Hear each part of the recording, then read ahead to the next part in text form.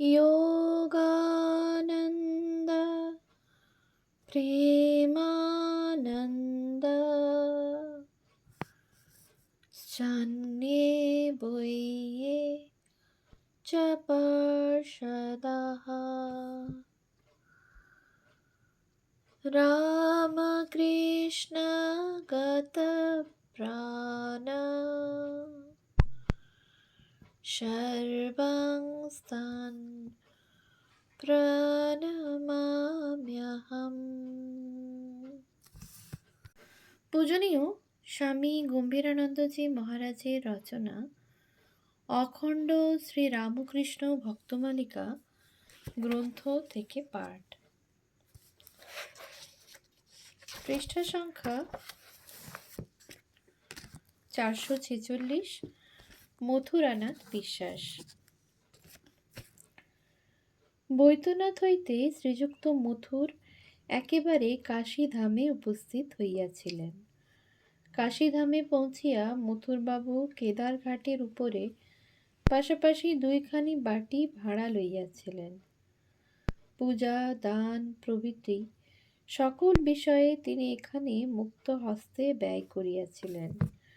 ওই কারণে এবং বাটির বাহিরে কোনো স্থানে গমন করিবার কালে রূপার ছত্র ও আশাসোটা প্রভৃতি লইয়া তাহার অগ্রপশ্চাৎ দ্বারবানগণকে যাইতে দেখিয়া লোকে তাহাকে একজন রাজরাজরা বলিয়া ধারণা করিয়াছিল। কৃপণ মথুর ঠাকুরের কথায় কাশীতে কল্পতরু হইয়া দান করিলেন। আবশ্যকীয় পদার্থ যে যাহা চাহিল তাহাকে তাহাই দিলেন। ঠাকুরকে সে সময়ে কিছু চাহিতে অনুরোধ করায় তিনি কিছুরই অভাব খুঁজিয়া পাইলেন না, বলিলেন একটি কমণ্ডলু দাও। তাহার ত্যাগ দেখিয়া মথুরের চক্ষে জল আসিল। কাশীতে থাকাকালে মথুরের ব্যবস্থানুসারে ঠাকুর প্রায় প্রত্যহ পানসিতে চাপিয়া বিশ্বনাথজিউর দর্শনে যাইতেন। এতদ ব্যতীত অন্যান্য দেবদেবী দর্শনেরও সমুচিত ব্যবস্থা তিনি করিয়া দিয়াছিলেন।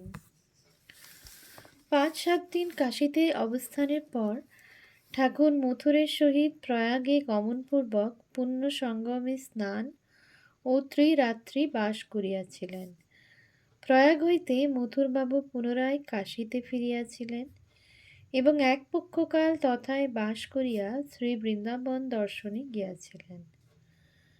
শ্রী বৃন্দাবনে মথুর নিধুবনের নিকটে একটি বাটিতে উঠিয়াছিলেন এবং পত্নী সমভিব্যাহারে দেবস্থান সকল দর্শন করিতে যাইয়া প্রত্যেক স্থলে কয়েক খণ্ড গিনি প্রণামী স্বরূপ দান প্রদান করিয়াছিলেন।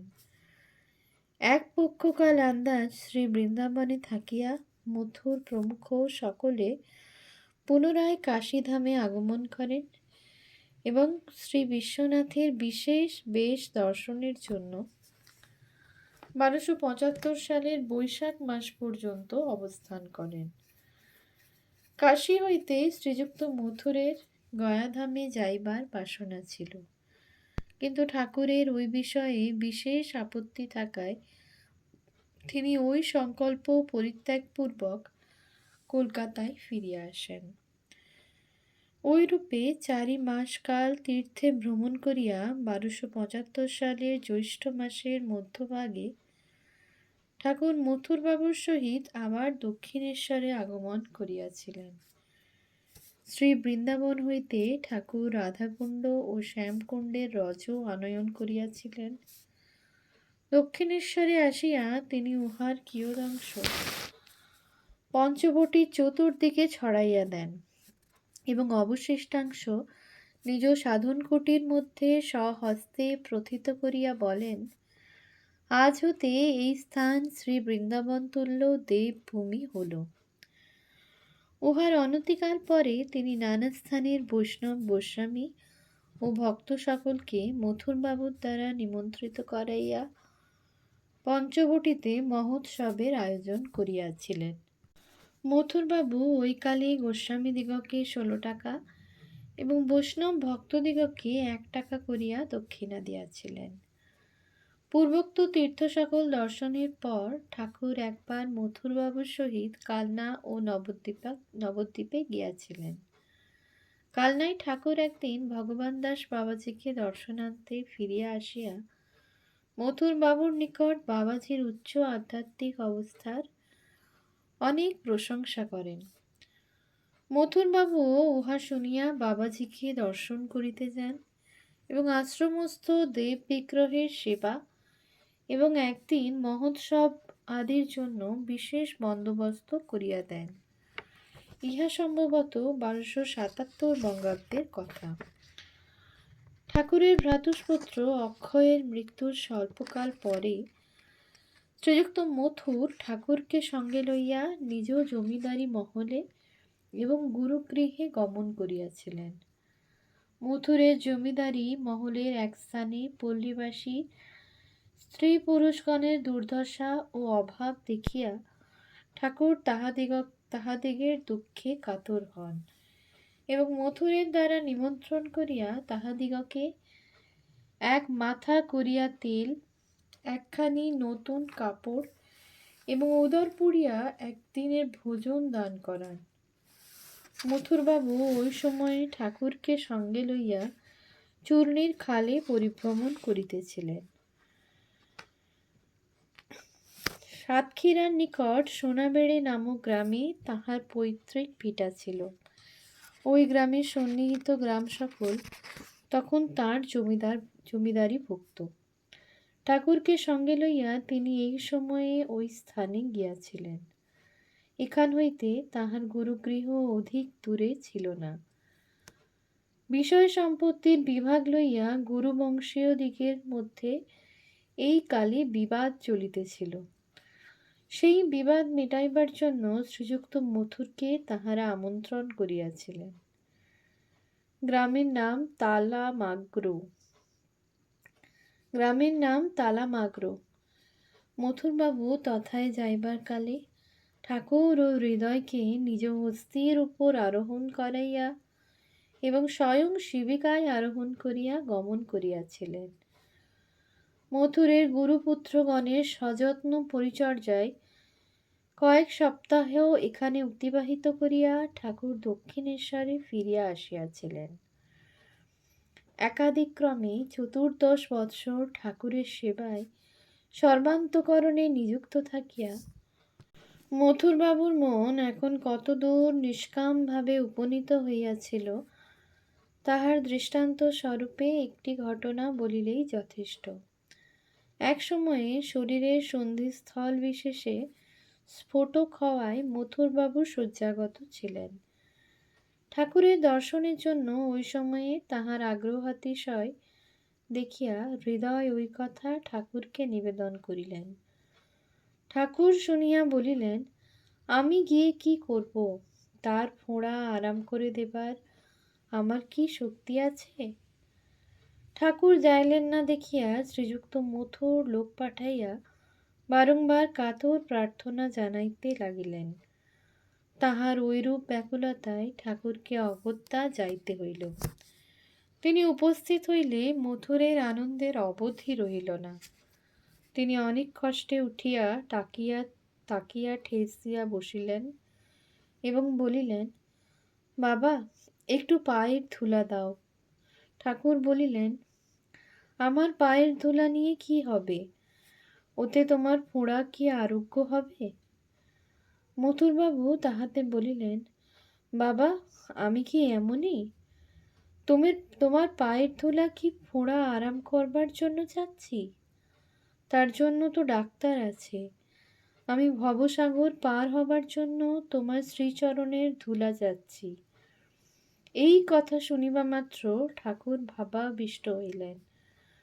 মথুর ওই অবকাশে তাহার চরণে মস্তক স্থাপনপূর্বক আপনাকে কৃতার্থ জ্ঞান করিলেন।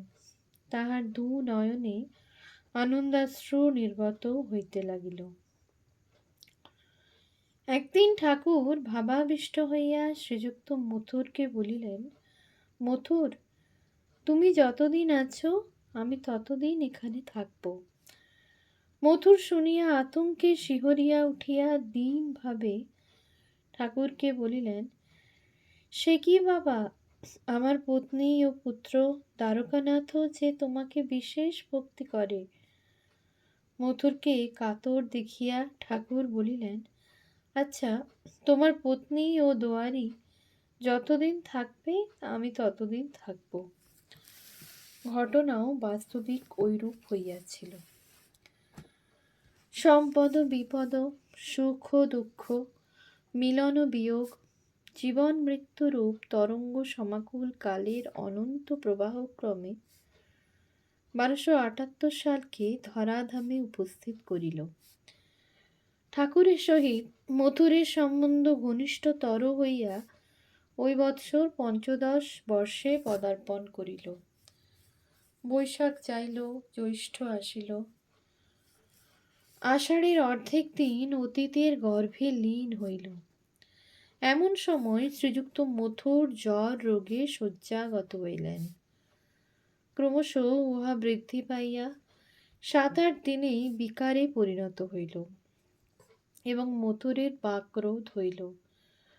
ঠাকুর পূর্ব হইতেই বুঝিয়াছিলেন, মা তাহার ভক্তকে স্নেহময় অঙ্কে গ্রহণ করিতেছেন। মথুরের ভক্তিব্রতের উদযাপন হইয়াছে, সেজন্য হৃদয়কে প্রতিদিন মথুরকে দেখিতে পাঠাইলেও স্বয়ং একদিনও যাইলেন না। ক্রমে সেই দিন উপস্থিত হইল। অন্তিমকাল আগত দেখিয়া মথুরকে কালীঘাটে লইয়া যাওয়া হইল। সেই দিন ঠাকুর হৃদয়কেও দেখিতে পাঠাইলেন না, কিন্তু অপরাহ্ন উপস্থিত হইলে 2-3 ঘণ্টাকাল গভীর ধ্যানে নিমগ্ন রহিলেন এবং জ্যোতির্ময় বর্তে দিব্য শরীরে ভক্তের পার্শ্বে উপনীত হইয়া তাহাকে কৃতার্থ করিলেন। বহু পুণ্যার্জিত লোকে তাহাকে স্বয়ং আরূঢ় করাইলেন। ভাবভঙ্গে ঠাকুর হৃদয়কে নিকটে ডাকিলেন। তখন 5টা বাজিয়া গিয়াছে। তিনি বলিলেন, শ্রী শ্রী জগদম্বার সখীগণ মথুরকে সাদরে দিব্য রথে উঠালেন, আর তেজ শ্রী শ্রী দেবী লোকে গেল। তার তেজ শ্রী শ্রী দেবী লোকে গেল। পরে গভীর রাত্রে কালীঘাটের কর্মচারীগণ ফিরিয়া আসিয়া হৃদয়কে সংবাদ দিল, মথুরবাবু অপরাহ্ন 5টার সময় 16ই জুলাই 1871, 1 শ্রাবণ 1278 দেহ রক্ষা করিয়াছেন। জনৈক ভক্ত ঠাকুরের নিজ মুখ হইতে একদিন মথুরানাথের অপূর্ব কাহিনী শুনিতে শুনিতে তাহার মহাভাগ্যের কথা ভাবিয়া স্তম্ভিত ও বিভোর হইয়া তাহাকে জিজ্ঞাসা করিলেন, মৃত্যুর পর মথুরের কি হলো মশাই? তাকে নিশ্চয়ই বোধ হয় আর জন্মগ্রহণ করতে হবে না। ঠাকুর শুনিয়া উত্তর করিলেন, কোথাও একটা রাজা হয়ে জন্মেছে আর কি, ভোগ বাসনা ছিল। এই বলিয়াই ঠাকুর অন্য অন্য কথা পাড়িলেন। ওম শান্তি শান্তি শান্তি। হরি ওম তৎসৎ। শ্রীরামকৃষ্ণার্পণমস্তু।